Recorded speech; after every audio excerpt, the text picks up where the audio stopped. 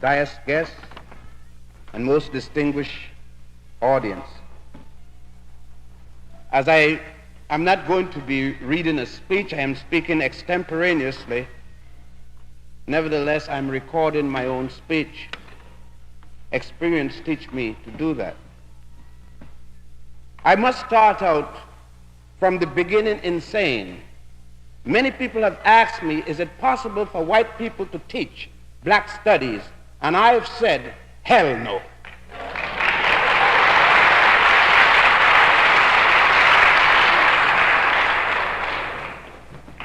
A man's history is not just some dates and names written down.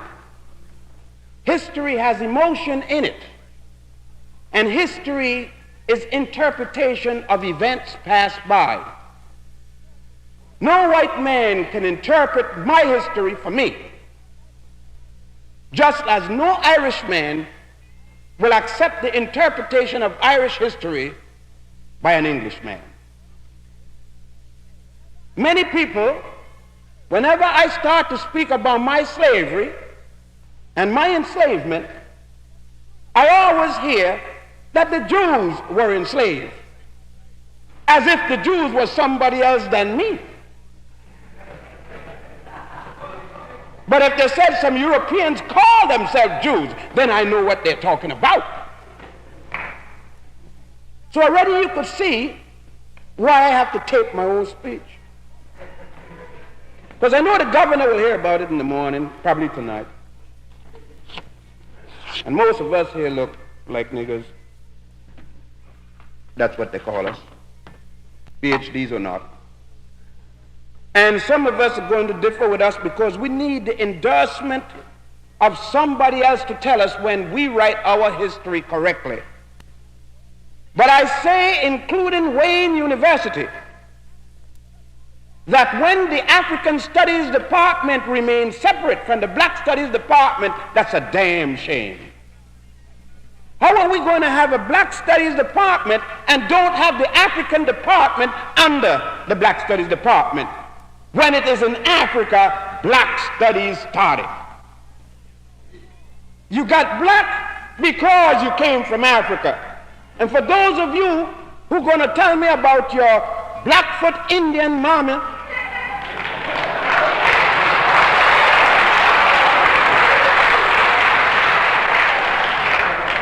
and your salmon-skinned French papa, I want you to know that you don't get discriminated because you came from German stock, but you get discriminated when they can see the least little tip of Africa jumping out you know what.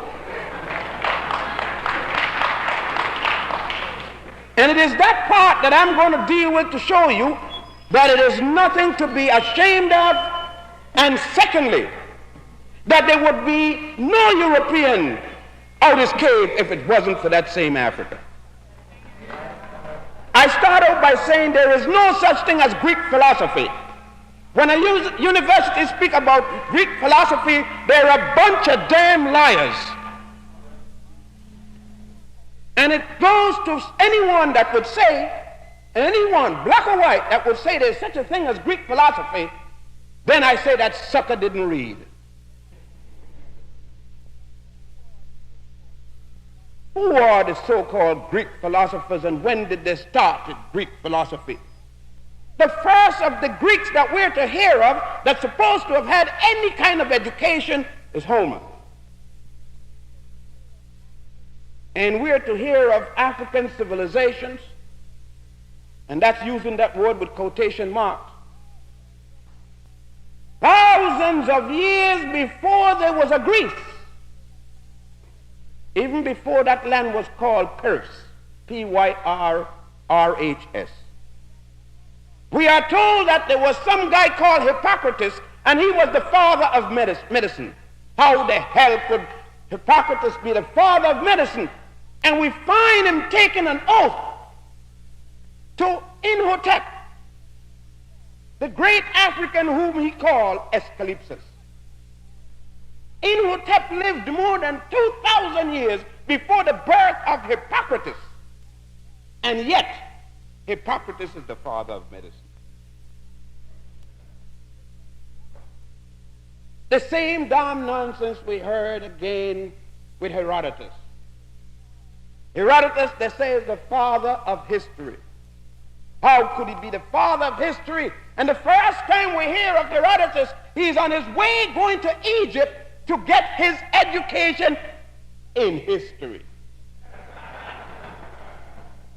And that's 457 before the boy named Jesus. We get to him in a minute.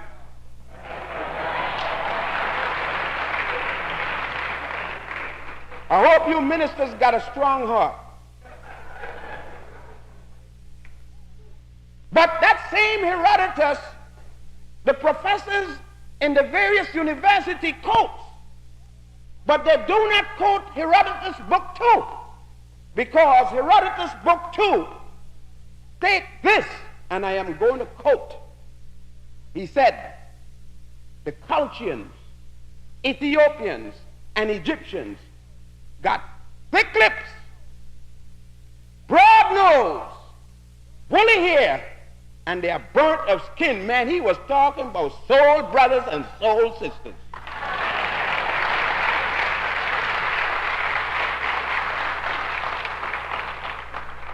He was talking about northern Africa, Egypt in particular, Ethiopia, and culture. And culture was what is today called the Middle East, where Israel and Syria is today. Socrates was tried and he committed suicide. They didn't try him for teaching Greek philosophy. They tried him for teaching a foreign philosophy and corrupting the minds of the minor with the things that he had learned from the Africans. The Africans blew his mind.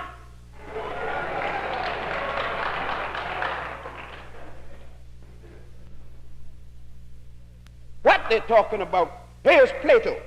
Plato is speaking in his Republic, about winged steeds and chariots. And at the time when Plato was writing, Greece didn't have the first winged steed, which was a fast horse, or the first chariot. They fought their wars, including the Peloponnesian Wars, on the Mediterranean. They knew nothing about fighting with no chariots. Plato was a goddamn thief and a plagiarizer. The same as Aristotle was. When Aristotle came to Egypt, which was originally called Kemet and then Sais, the Hebrews are the one that call it Egypt. We get to that too. And when Aristotle came with Alexander in 332 before Christ, General Sutter, who later called himself Ptolemy I, after the death of Alexander, declared himself as such and had Aristotle to sack the library at the Grand Lodge of Luxor and all of the other repository of learning in Egypt. Aristotle is already 70 odd years old, and we are to hear these lying professors telling us, and they've told me that all true from the bachelor's to the doctorate degree, these bunch of lies. And I've had to sit there knowing the damn fools are lying and answer the question in order to pass.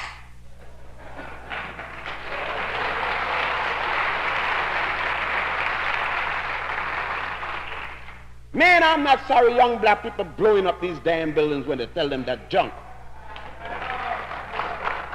I had to stand there knowing that they're lying, because people saw to it that I read other books, that I read the Book of the Dead.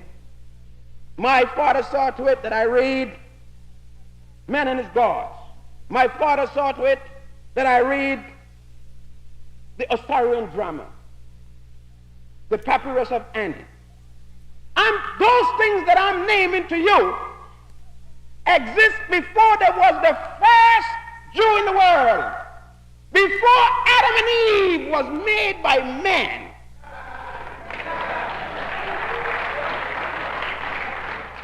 somebody come and tell me some damn nonsense about some Adam and Eve. Adam and Eve is the damnedest piece of fiction from mythology that ever existed to corrupt people.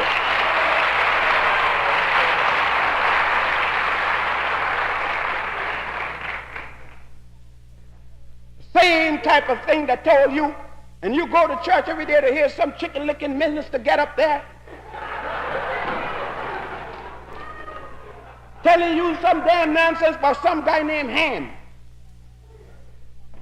That Ham watched his uncle's nakedness in the ark, and God got angry and turned people black because of that. In other words, that same thing is saying that there were no black people until Ham stared at his uncle's nakedness. Now, if Ham is in the boat with his uncle and his aunt, and he's going to waste time to stare at his uncle and his aunt is there, he's a jackass and a faggot.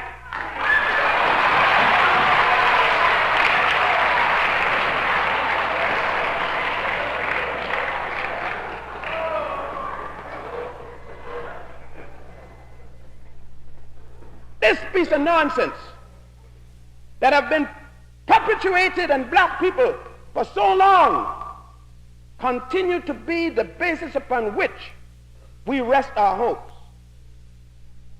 We're told persistently about a heaven up in the air. And when the book of the dead, the ancient papyrus of Ani tells us that heaven, which they call the netherworld, is down. That's why the pyramids were built where the pharaohs placed their bodies as low as they can, because they're in that context of the religion of the worship of Ra, related to a God and a heaven in the inner part of the earth. We talk about Moses, Abraham, and all these kinds of things. And they start to tell us about the Pharaoh and Moses. And we feel, bunch of fools we are so sorry of what happened to Moses and the Hebrews. And we're dung in the Pharaoh, but we're so stupid we don't even ask them which Pharaoh. The word Pharaoh means king or queen. They don't even say which Pharaoh Moses had to fight with. Now, we know if there was a Moses based upon that book called the Bible, that Old Testament, and it says the first book is Exodus, or the first book of, it's Genesis, the first book of Moses. Now, if they had no book until Moses, because he wrote the first book of Genesis, damn, that's a young religion. Moses was just yesterday. I haven't touched Zinjanthropus Boise yet. And that African was 1,750,000 years ago. Now that means that Adam didn't know that Eve had that thing yet.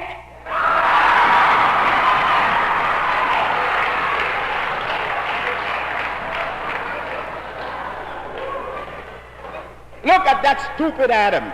You know that Adam was no African. He couldn't be. He's standing there and Eve is stark born naked. He is naked and he wait till a snake come down the tree to tell him that he got a snake.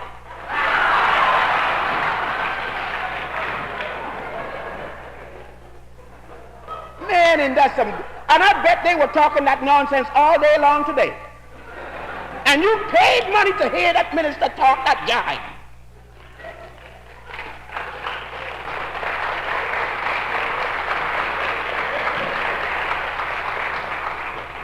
Now, going back to this Ramsey and this Moses business. In the first place, you don't understand that Moses and Ramesses are two Africans. This whole damn thing is taking place in Africa. Egypt is still in Africa. I know that you may think it's in Washington with Dick Nixon, but it isn't there. Egypt is on the continent of Africa. Mount Sinai is still in Africa. And when you're talking about Moses and the Pharaoh, you're talking about two black men got an argument. And you ain't got no damn business taking no side.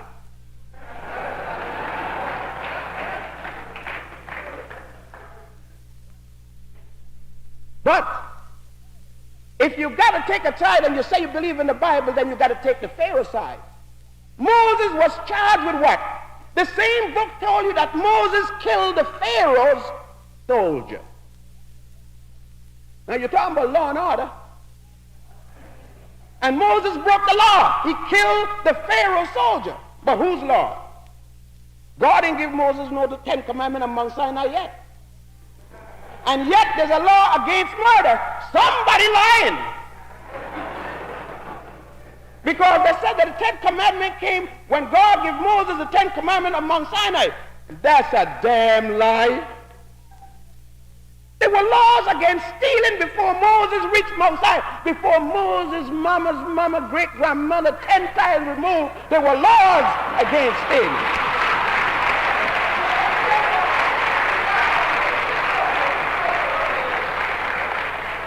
Man, the thing is there, if you read the Osirian drama in the Carson text, it is shown there 147 laws called the negative confession, which existed more than 7,000 years before the birth of Moses. And it is Moses that wrote that book called Genesis about some Adam and Eve.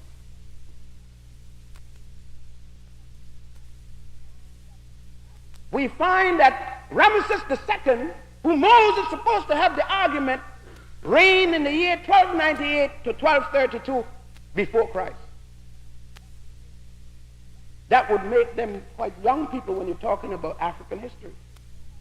And we continue to talk about African history, and we start with North Africa. African history didn't start in North Africa.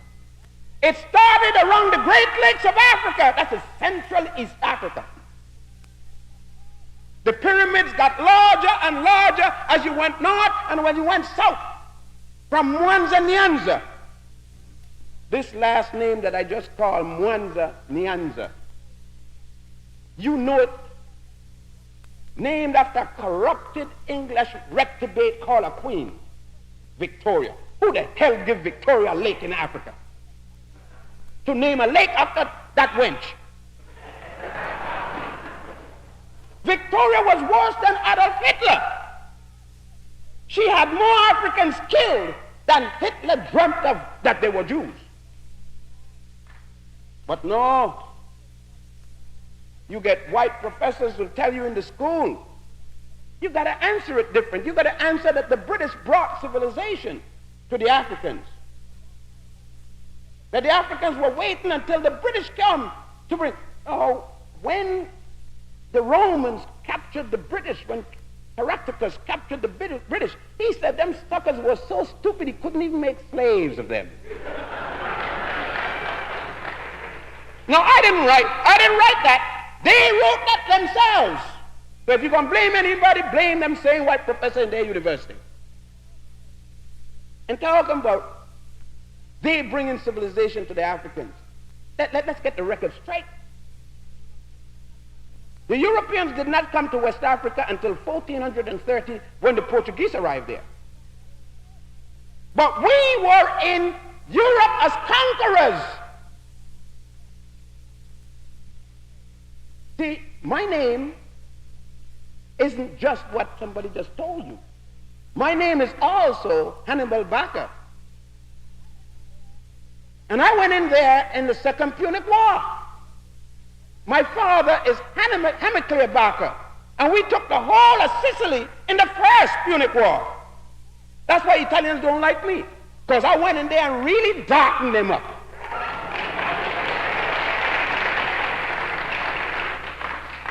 Oh, I got more names than that. My name is Tariq. And I went into the whole Iberian Peninsula in the year 711 with 100,000 black soldiers. All the way up to France and locked up with Charlemagne. And he and I had it out. And I stood there until 1485. The last of my people been driven out of Granada, Spain. For over 700 years, and I carried the I taught the European to take a common bath.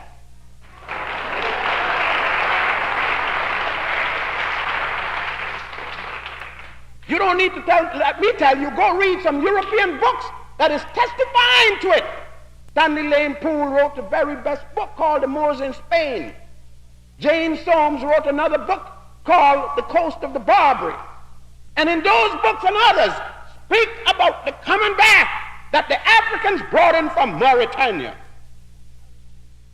We carried the use of linen as underwear. We built the Alhambra. We carried the theatrical arts to France with Alexander Dumas first, second, and third. What are they talking about? They haven't arrived in Europe yet. I mean in West Africa yet. When they came to West Africa, we had the empire of Shanghai, or Shanghai as you call it. We had the Truckler Empire already existing in Africa. Kanu states were already existing. The Manikongo and Bakongo Empire of the Congo states were already existing. Monomotapa was already existing. That's the whole empire that what is now called South Africa. Bunyoro states was existing. Kush, Ethiopia, was existing. The oldest nation on earth in historical records still was existing. Punt, which is today called Somaliland, was existing before they arrived. What civilization are they talking about? Talking about Christianity, how could the Europeans bring what they do not still have?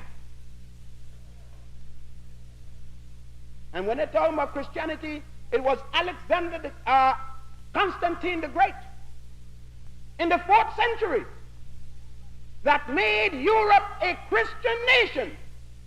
Ethiopia was already a Christian nation 124 years before, under the King Abraham. The church, the Christian church, started in Egypt with Pantheus and Origen, 2 Africans who became the 2 first bishops of the church. That time there were no pope yet. They ain't had no faggot running around with no little hat.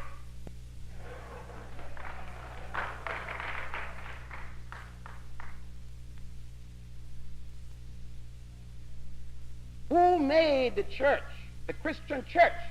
Black people running around have a Jesus Christ in a black church, a blonde Jesus Christ, a blonde Mary, a blonde Joseph, blonde disciples, a blonde dog underneath the table in a black church. That part of the world that Jesus came from don't produce no blonde.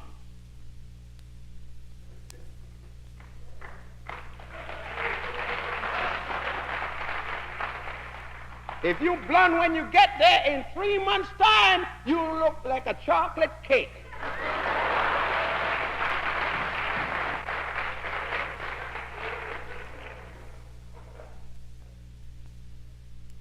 Let me tell you, it was Augustine, an African, called Saint Augustine today. Cyprian, another African. Augustine was from Numidia, Cyprian was from Carthage, and Tertullian, another African. And only one of those 3 Africans ever left Africa, and that was Augustine, and he left to teach in Milan and Rome for 1 year. Augustine is the fellow that wrote the Holy City of God on Christian doctrines and the Confessions. He describes himself in the Confessions, who he is. Described himself as an African, his mother Monica and his father Petricus, who were Mantians, the religion of the Mantians. Augustine is the one that brought libations into the even religion. Then these 3 black women that give Christianity their first martyrs. 3 black women, 3 African women, Felicita, Mimpano, and Perpetua.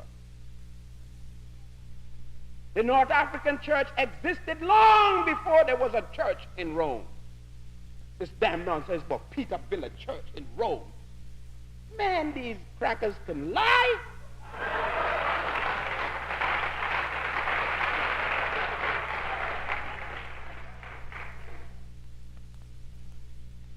talk a little bit more about some other little things here. You see why black PhDs don't like me and I stopped using that letter behind my name? Because you see, they ain't not going to tell no truth like that because they may not get their appointments next year. They may not renew their contract. I ain't worrying about no goddamn contract. If they worry, but let me tell you something, just like your mama went and scrubbed them floors to give you an education, then you're going to have to scrub floors if it means that you've got to deal with yourself. I got to live with me. And I'm a hell of a guy when I go to sleep. I want to rest. I don't want to be dreaming like Martin Luther King. Because I'm not going over no mountain. If I'm going over the mountain, somebody going with me.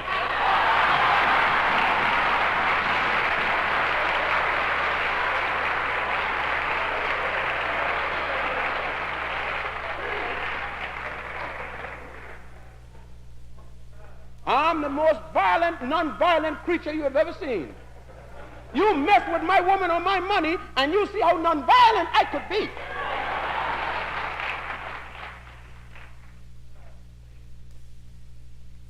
But getting back to where I was saying, we've got to understand, basically, that the Tarzan and Jane movies will still continue. We should be able to burn theaters down the public that still show that junk to our children. Because Munamatapa, the southernmost tip of Africa, when the Portuguese Bartolomeu Dias came there in 1486, he met the Africans there, and he wrote about them in the logs of his ship, and he described them as people wearing and bedecked with jewels, the eyes the European have never seen. As late as the 17th century, we find Leo Frobenius, the German historian, speaking in terms of the people of West Africa. And I quote him, "Now, for leagues and leagues, you can see men, women, and children sitting on hassocks made of silk and velvet, their horses with bridles of gold and sapphire, studded with emeralds, the likes you have never seen." Now, this is a European way back there describing the West Africa he met when he arrived there. And some damn stupid, ignorant missionary going to come there and tell me that when he came to Africa, he met Africans eating each other. And the African didn't eat him yet. What kind of a jive? If the Africans were eating each other, how he got so close and an African didn't eat him? Are you going to eat pork chop every day and a lamb comes up and you don't try him once?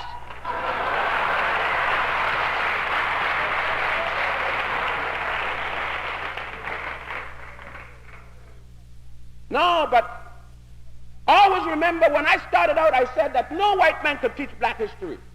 Because history includes the national pride of a people. The man who interprets your history and writes your history got you. If that's what you're going to accept. If you look at the geography maps, they got North Africa being Caucasian. They even got Ethiopia as Caucasian. I didn't even know I was a Caucasian. Thank you, Holy Father. The other night I saw a film put on by the National Geographic of Disgrace called, Association of something or the other. And they say Ethiopia was invaded by Negroes. You should see that thing if they play it again. The man that put that thing on must have diarrhea supreme.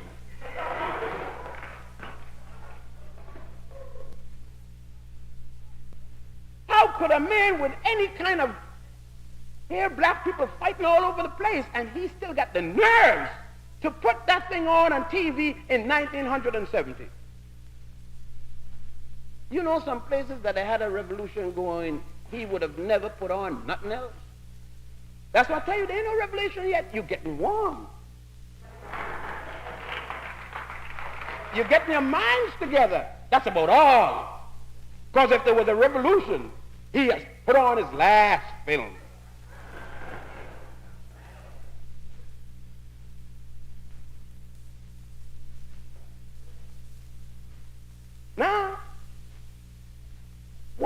it that they have to make North Africa and East Africa Caucasian? Because Zinzanthropus boise, Boskop man, you get Zimbabwe man, which they call Rhodesia man. Let me talk about that. Who the hell was Rhodes to name a country in Africa Rhodesia? Can you imagine the Jews naming a country, naming Israel out of Hitler land? Cecil Rhodes was worse than Adolf Hitler. Cecil Rhodes, Winston Churchill, may God bless his damn soul in the grave, and may it never come up. May God connect the north side, the sewer system, to his grave.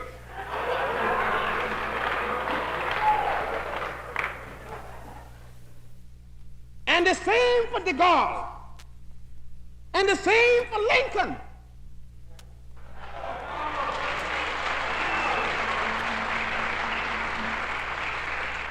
And we could put Washington in the grave too. Because black people ain't got no right standing up to say nothing on February the 22nd. Washington, at the date of independence, was still selling black people to Barbados for molasses.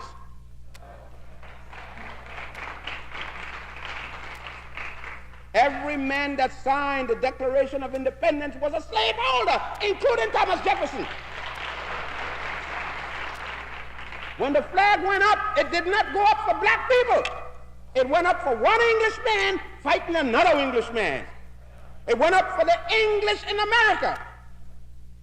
By that time, they had all but exterminated the indigenous people they call Indians. Cecil Rhodes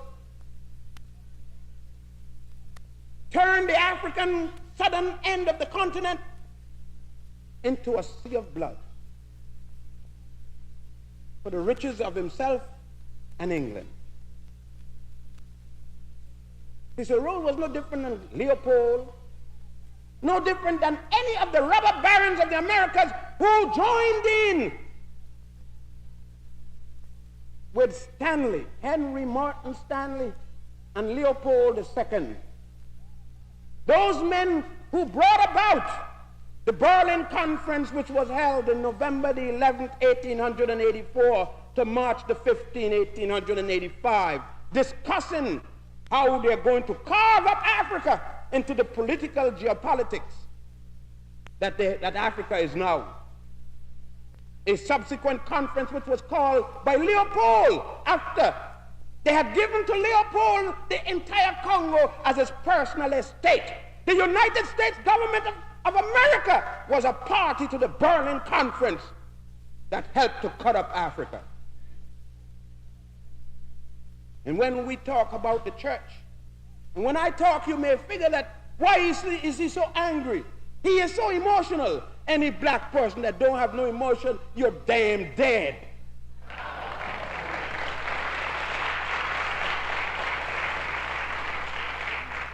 If you could live under degradation as we do and don't have an emotional aspect about it, you're as dead as a cockroach. And cockroach aren't dead. You let one pass across your food and eat it and see if he's dead. You'll be dead. I don't have no use for European Christianity because it was a European bishop by the name of Bartholomew Las Casas in the year 1503 who joined in with Pope Martin V to bring Africans who were then in Spain after they had lost their power to the island of Haiti, which they call Hispaniola, and for the first time established chattel slavery. How can I have use when John Hawkins, the head of the British slave ship, the boat which he had as the flagship of his fleet was called the Jesus Christ? The Reverend John Hawkins, the bishop stood at the pier collecting 25 cents a head for each African that went on the slave ship to cross the Middle Passage. The church was made its fortune on the backs of black slaves. I say if a black man wants to be a Christian, he has a right to be, but be a black Christian.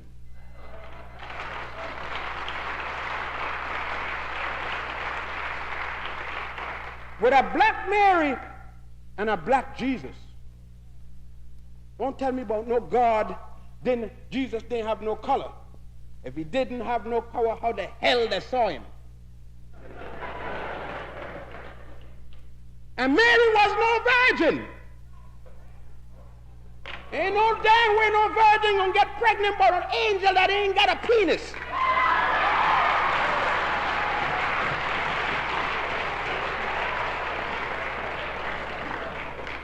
And there's a damn joke that tell you that angels don't have no sexual organ and one got Mary pregnant. Man, somebody's jiving. And then the same damn joke tell you that James was Jesus' brother and James was older than Jesus. So Mary had a baby, went to the blacksmith shop and got back a new virginity. That's what the young brothers were talking about. Fairy tales.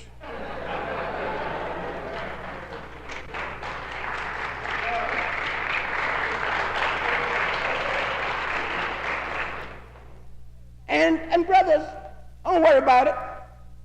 When you say son of a bitch and things like that, everybody here know what you mean. If they don't know, they're son of bitches.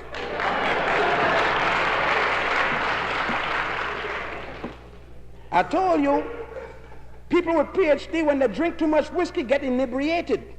And those of us who don't have PhD just get plain old drunk.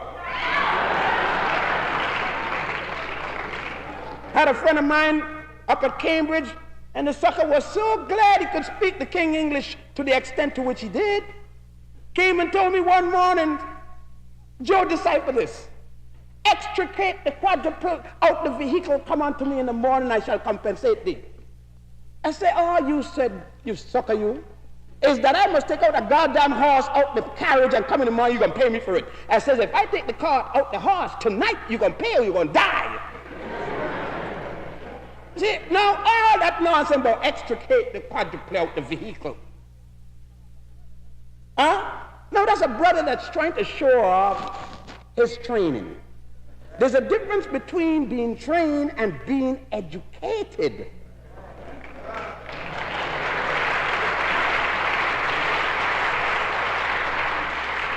For a long time, I was a trained SEAL. Man, I believed that all them degrees and paper and whatnot was a lot until my father caught hold of me one day. And he said to me, son, I got to talk to you because I sent you to school, but you're not, isn't that what I sent you for? You something wrong. You didn't come back the right way, son. So let's sit down here. Let's talk. You know, my father and I always had a conversation. We never had an argument. My father believed in modern way of bringing up his children. When I argue with him, I find myself flat on the ground with blood in my mouth. I was modern. So I got the message that you don't argue with the man who paying the rent in the house. And so my father said, sit down, son, and with all the degrees and things, I sat down, realizing the situation if I didn't. And he says, son, contemplate on this a little. He says, son, the man that gave out the first degree, what did he have? Man, Dad walked out the room, he didn't wait no more. And he says, don't give me the answer now. Wait till you're about 100. And then tell me. Because I know the answer. That's why I asked you a question. And you know that when I found that thing out, it took days. I've been bothering with that thing. And I found out that the man that set up the rules for the degree had none.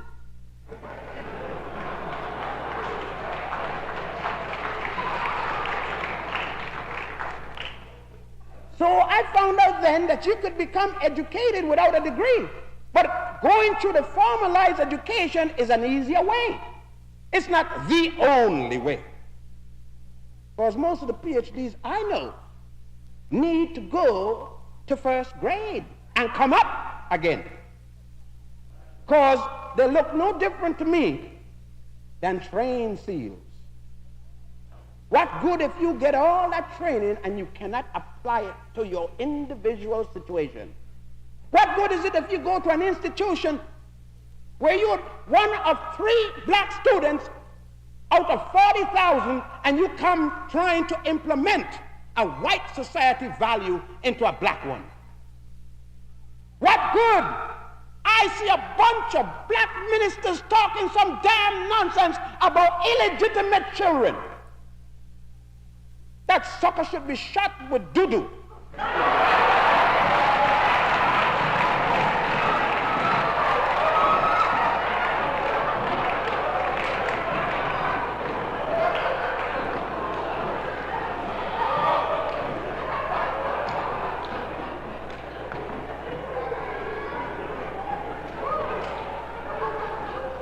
What you want a black woman to do?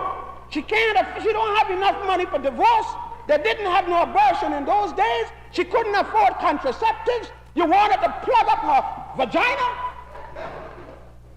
No, go on, sister. Get your man. It's a normal thing to do.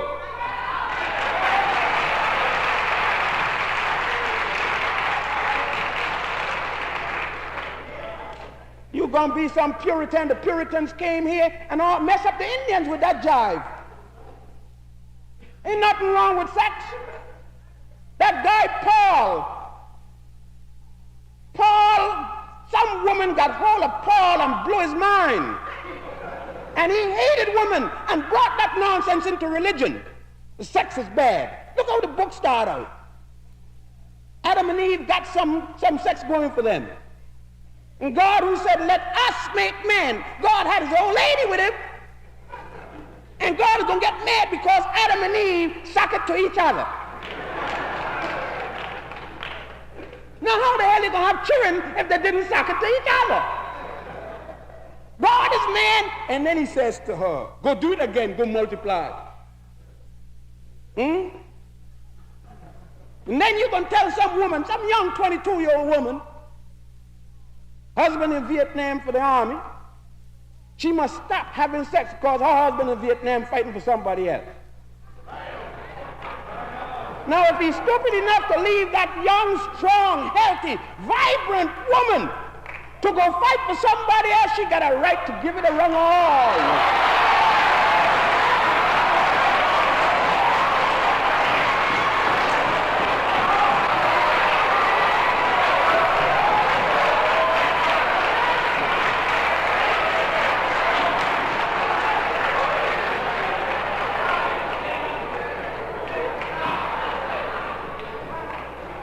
Man, we got to come up with some standards and values of our own. We've got to establish values of our own. Northwestern University, Harvard University got no right setting no values for black people. They don't know how we think.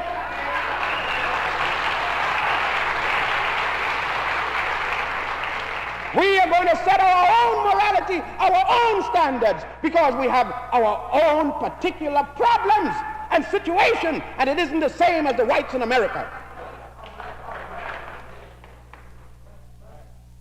We've got to revise ourselves from top to bottom. The revolution means cultural as well as physical, as well as mental, as well as spiritual, philosophically and otherwise. Let me tell you, it got to be that way. There is no other way. Blackman have tried to integrate all the time. He's tried everything that he's been asked to do.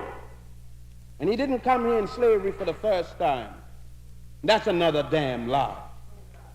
Let's get that one straight in history. Because I'm not going to run down a heap of dates without giving a sociological, tying it up sociologically and politically. Columbus did not sail a ship to America. I read Spanish history and I read Spanish, and I spent 2 years in the University of Barcelona and read Spanish history. How the hell could Columbus discover America when the textbook tell you that he was locked up in the bridge? There was a mutiny. The same textbook tell you how the sucker's been locked up in the bridge, and he still discover America. How you gonna be? If you lock up in the bridge in the hole, you can't be sailing the ship at the same time.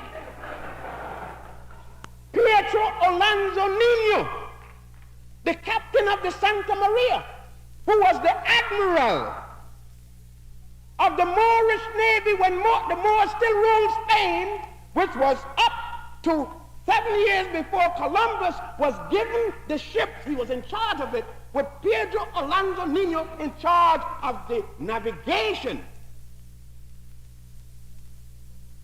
And Columbus, number one, could not discover America. Can you imagine the Indians sitting down, watching them coming in, discovering them?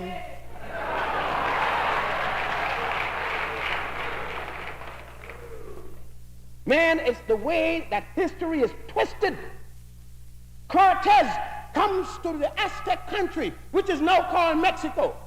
He doesn't understand the high culture the people had developed with their own pyramids, and he destroyed it. Juan Pizarro comes to the Incas in Peru, meet a high culture, doesn't understand it, he destroyed it. And they talk about bringing civilization. How can you bring civilization and you exterminate nations of people? What kind of civilization are you referring to? We look and examine the Africans. They can't let us even read it. They can't even teach us European history correctly because we would find too many Africans in there.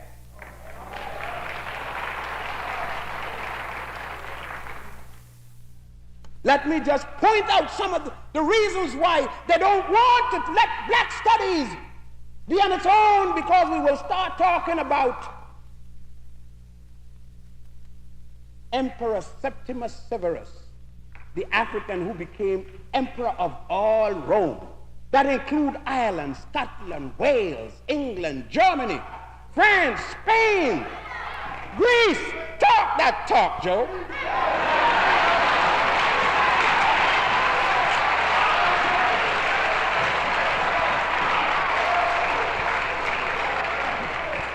Yeah, I'm emotional because when I was small in school, even in Ethiopia, them Englishmen got in there and didn't let me know my history. I went and, look, I'm not putting no damn Cambridge PhD behind my name in my book. I only use that when I'm dealing with them sick people. Because they didn't teach me none of this. I had to go and dig morning, noon, and night and spend every dime I could get. And I stole some.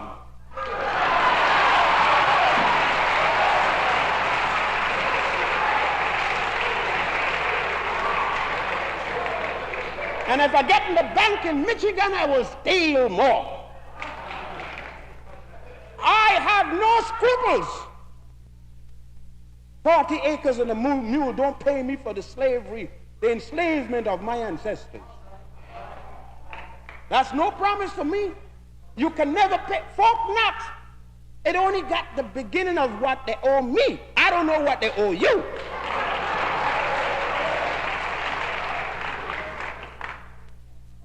Let me go ahead about this thing here we're talking about. Septimus Severus died in York, England, that African emperor of the Roman Empire. And his son Caracalla was the one that fed the Christians to the lion. Why did he stop?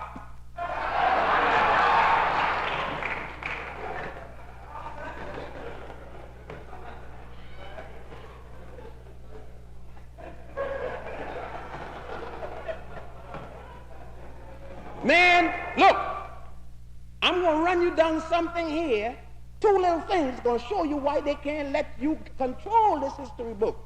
They're going to always have to be somebody in the top. When you write a book and you want to get it published, you're going to have to get somebody up there endorse your book. Now, how the hell I'm going to write a history about what that man did to me and have him to say if it's good or bad?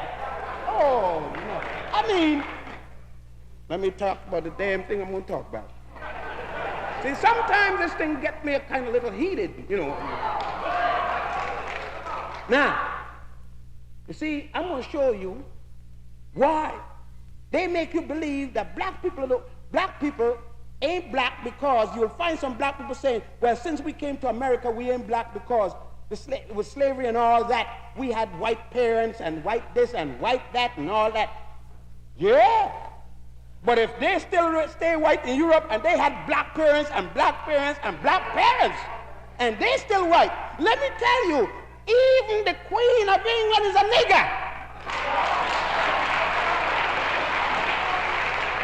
Oh, let me jump back in her genealogy tonight and tell you a thing or two about that nigger cousin of ours.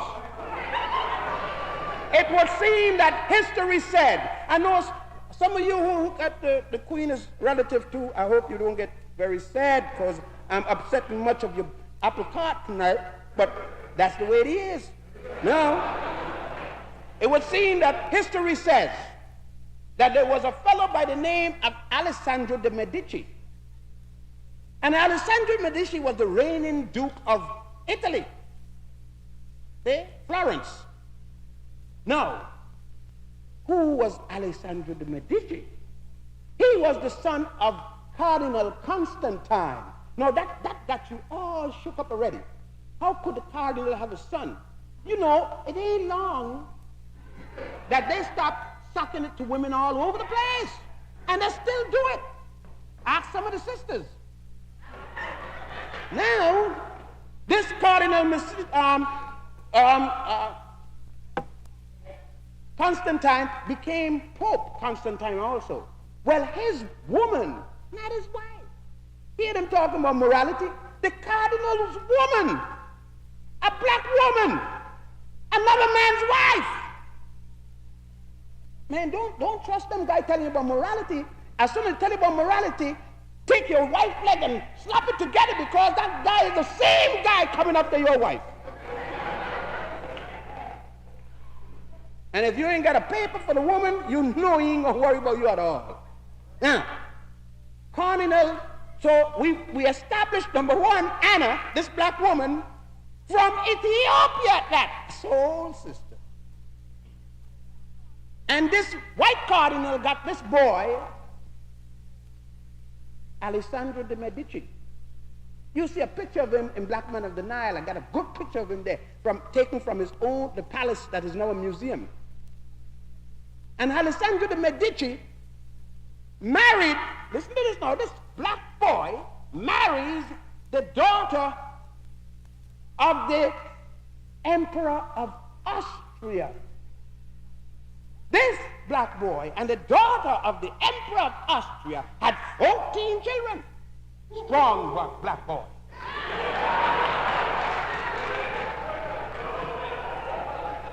Since we're talking about that, and you girls clap your hand when I said that, I got 9 and more to go. Now, one of those girls became the Queen of France. Now, you know, there wasn't only one black queen in France, you know. Josephine, also Napoleon's wife, came from Martinique. A black sister from Martinique in the Caribbean. Okay, we'll go on a little further. Now, one of those girls married the Grand Duke of the House of Hesse, Germany. That girl became the mother of George III. George III is the great-grandparent of the present nigger queen of England.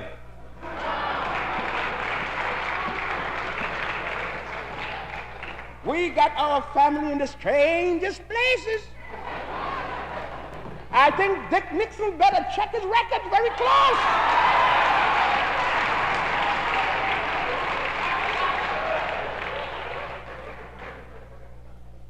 Oh, Long Agnew. Ain't that going to be the day? I think John Birch had better do a little thing of watching his too.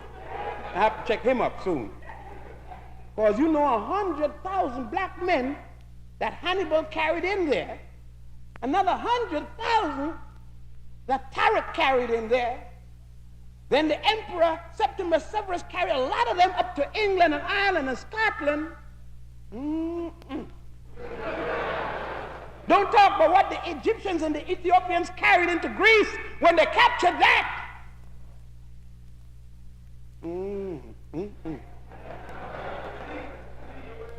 It's a strange history book. Well, now you may say that's England, but they ain't white. Well, let's go a little higher up to Sweden. See, I like to deal with, when you're dealing with something, you go right where the nitty-gritty is. See what I mean? That's what the sister said. Don't play if you're going to do something. Do it. Playing around. Next thing you know, I'm going to have to go out in the street and get things straight. Well, before she got to get things straight, let's play a little more. It would seem again that Napoleon Bonaparte had two black generals, Alexander Dumois and Count Bernadotte. He got in an argument, it seems, with Bernadotte and sent him to be ambassador to Sweden. The Swedes were afraid of Napoleon, and they beseeched Bernadotte to remain there, become a Swede, help them against Napoleon, and when the king died, they'll make him their king. The king died.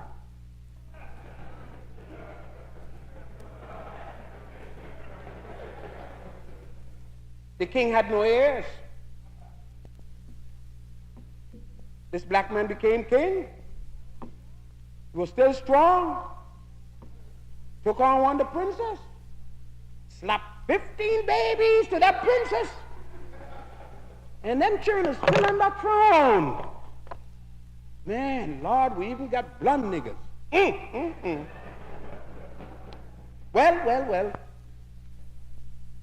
It would seem, that history had played some very serious tricks. And those of us, yet the Europeans maintain that they are Caucasians. Now, if the Europeans did the same to us in America, why we still Africans? You know what I mean? When a conquering people comes into another man's land or enslave them, they don't take the blame for their mistreatment. I am not ashamed of slavery. All of mankind have suffered it. And I have had Europeans as my slaves, too. They seem to forget when I went in there for 700 years. Hannibal stood at the gates of Rome for 30. They seem to forget that. And that it was another African that caused Hannibal to remove from the gate. You see, some people say it was Scipio Africanus. But that wasn't Scipio's name. Scipio was Scipio Nasisca. Before he went to Rome, Africanus is the name the Romans gave him. Because the Romans named that continent Africa. Not the indigenous people, they call it Al-Kebulan. That country was called Ethiopia by the Greeks. Ortegia, Oceania, Hesperia. Those are all the different names the Greeks called it. You see, I haven't spoken about Ghana and Mali and all those things because that's what everybody who's talking about African history comes up and tell you. It's the usual thing. It sounds like a broken record. Because they want you to believe that only in West Africa you were. Another thing, they tell you that you only came from West Africa. That's a damn lie. You came from all over Africa.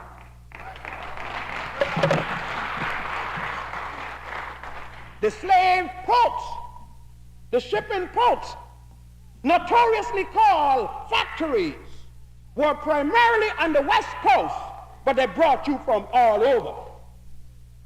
And those of us who gone Muslim crazy, let me talk to you about that.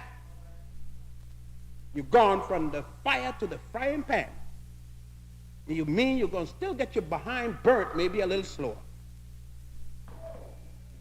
The Arabs enslaved the Africans before the Europeans did. In 640, the year 18 of the Hegira. And the Hegira means nothing more than the year Muhammad fled Mecca to the oasis of Yathrib and had to call upon the emperor of Ethiopia to save him and send and tell the emperor, don't forget that my grandfather is an Ethiopian. And it was another Ethiopian that made Islam what it is, not Muhammad. Muhammad couldn't read and write. From the day he was born until the day he died. It was the man called Hatzad Bilal ibn Rabad who wrote the heavenly scene in the book called the Quran. Al-Hadith wrote most of its poems, and not a black man. It was that same Bilal became the first Muezzin, head of the embassies, treasurer of Islam, who served not only Muhammad, but Abu Bakr and Umar the Great, who died at 112 years old. Yeah. You join in religion again without knowing the history of the religion. What good is the Bible without the history behind it? That goes for the Quran and the Torah or any religion. If you don't know the history of your religion, you're nothing but a damn fool in the religion.